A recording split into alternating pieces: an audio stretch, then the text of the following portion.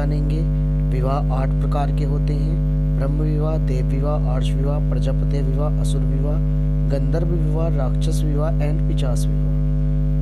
भविष्य पुराण में जगपिता ब्रह्मा के अनुसार विवाह को 8 प्रकार में बांटा गया है। पहला विवाह प्रजापत्य विवाह होता है। प्रजापत्य विवाह में वर व वधू धर्म का पालन करते हुए विवाह करते हैं। इस विवाह में कन्या का पिता कन्या को सभी सामाजिक व धार्मिक रीति रिवाजों के साथ विवाहित करता है।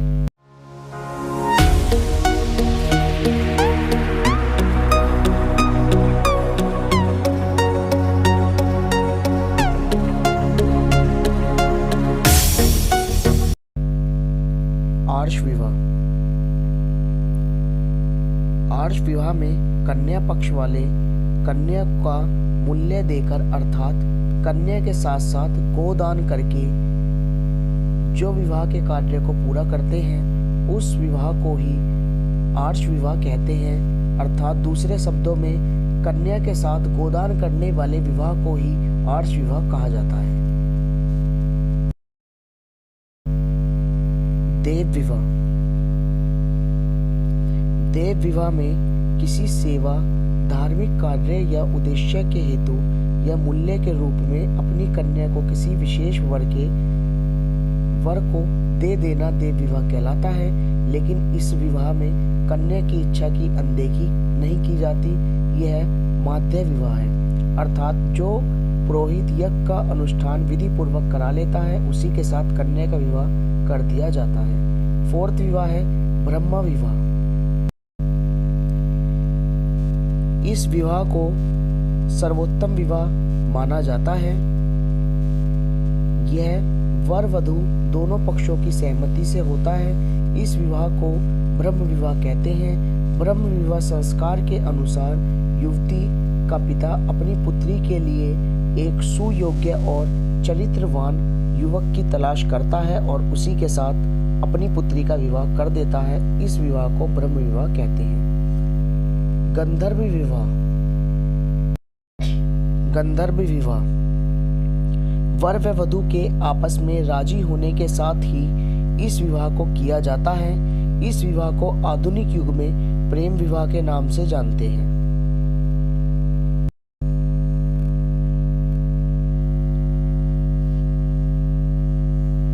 असुर विवाह। असुर विवाह कन्या के परिजनों को मूल्य देकर कन्या को खरीद लिया जाता है।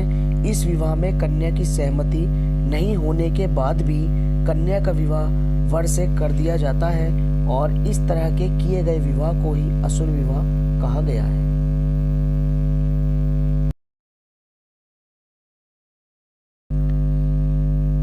राक्षस विवाह।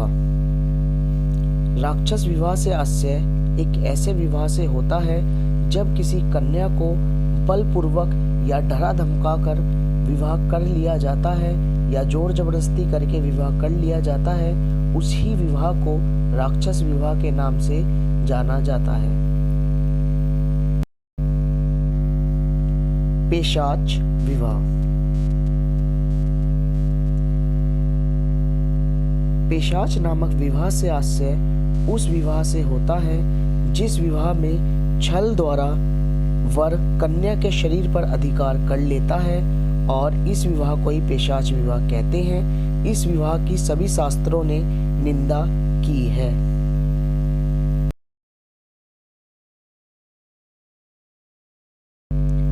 यदि हमारी वीडियो पसंद आई तो हमारे चैनल को